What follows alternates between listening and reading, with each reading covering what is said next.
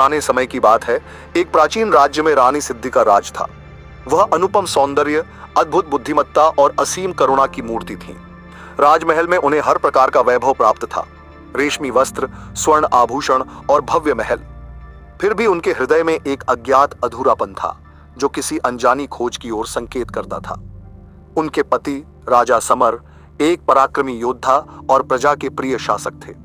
दोनों का रिश्ता केवल पति पत्नी का नहीं बल्कि सच्चे मित्रों का भी था, जो प्रेम, विश्वास और सम्मान पर आधारित था। परंतु नियति को कुछ और ही स्वीकार था। एक घोर युद्ध में राजा समर वीर गति को प्राप्त हुए। उनके निधन से रानी सिद्धि का संसार अंधकारमय हो गया।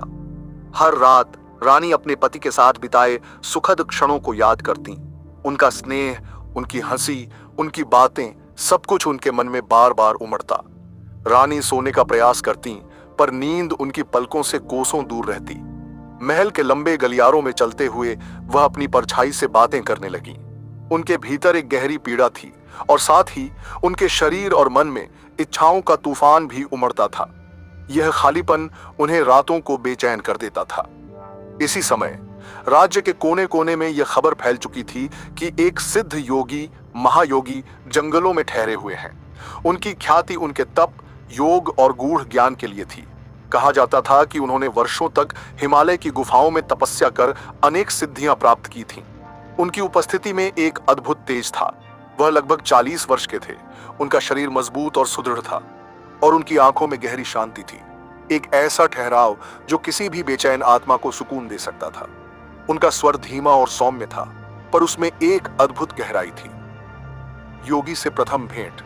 एक सुबह जब सूर्य अपनी लालिमा बिखेर रहा था, महायोगी भिक्षा मांगने महल के समीप आए। उनके पास केवल एक कमंडल और दंड था। उनकी वेशभूषा अत्यंत साधारण थी, पर उनकी उपस्थिति इतनी प्रभावशाली थी कि महल के दरबारी उनकी ओर आकर्षित हो गए। रानी सिद्धि अपने कक्ष से यह दृश्य देख रही थी। पहली बार योगी को देखकर वह अचंभित रह गई। उनके चेहरे पर ऐसा तेज और संतुलन था जैसा उन्होंने पहले कभी नहीं देखा था। यह कौन है? रानी ने अपनी दासी से पूछा।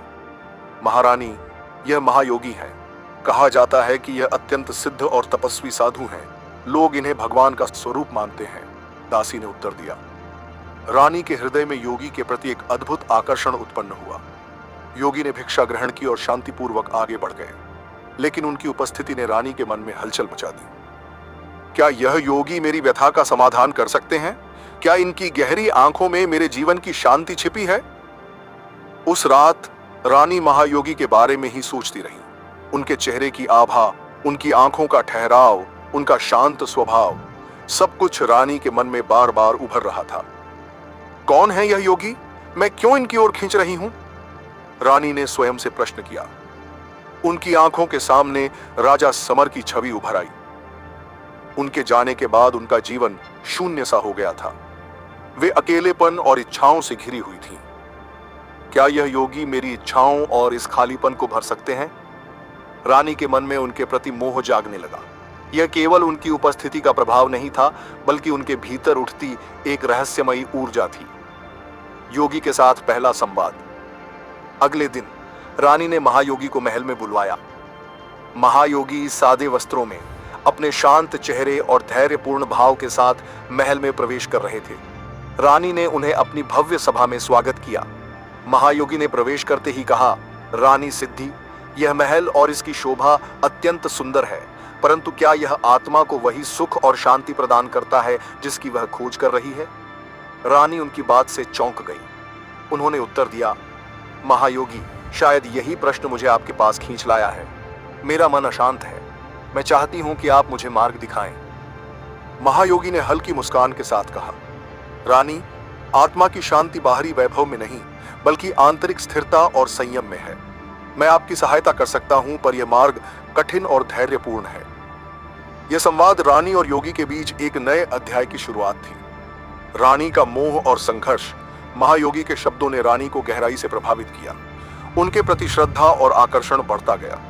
उस रात रानी का मन विचलित था। उनका हृदय महायोगी के प्रति मोह से भर गया था।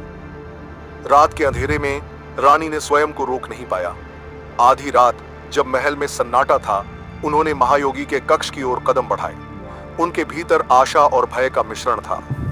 जब वे कक्ष के द्वार पर पहुंची तो उन्होंने देखा कि एक दिया मंद लौ में जल रहा था और महायोगी ध्यान में लीन थे। रानी ने धीरे से द्वार पर दस्तक दी। महायोगी ने अपनी आंखें खोली और शांत स्वर में कहा, रानी, इस समय यहां आना उचित नहीं है। क्या बात है जो आपको खींच लाई है?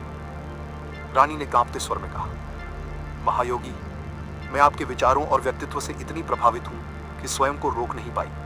मुझे आपकी सहायता चाहिए। महायोगी ने गहरी दृष्टि से रानी को देखा और करुणापूर्वक कहा, रानी, यह केवल आपके मन का भ्रम है। इच्छाओं का समाधान उन्हें पूरा करने में नहीं बल्कि उनसे ऊपर उठने में है। रानी का आत्मबोध महायोगी ने समझाया।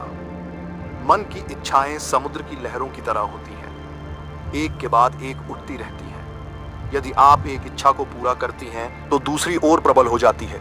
इन इच्छाओं के पीछे भागने से आत्मा कभी शांत नहीं हो सकती। रानी ने पूछा, तो फिर इन इच्छाओं पर काबू कैसे पाया जाए? महायोगी ने उत्तर दिया, ध्यान, आत्मचिंतन और सेवा का मार्ग ही समाधान है। जब आप अपने जीवन को सेवा में लगाती हैं तो इच्छाएं स्वतः ही शांत हो जाती हैं। रानी का परिवर्तन। अगली सुबह रानी ने घोषणा की कि वे अपना जीवन सेवा में समर्पित करेंगी। उन्होंने गरीबों के लिए भोजनशाला खुलवाई, अनाथ बच्चों के लिए आश्रय बनाए और विधवाओं के लिए रोजगार के साधन उपलब्ध कराए। सेवा के मार्ग पर चलकर रानी ने अपनी इच्छाओं पर विजय प्राप्त की और अपने राज्य के लिए एक आदर्श स्थापित किया। सच्ची शांति इच्छाओं को त्याग कर सेवा में जीवन अर्पित करने से ही प्राप्त होती है।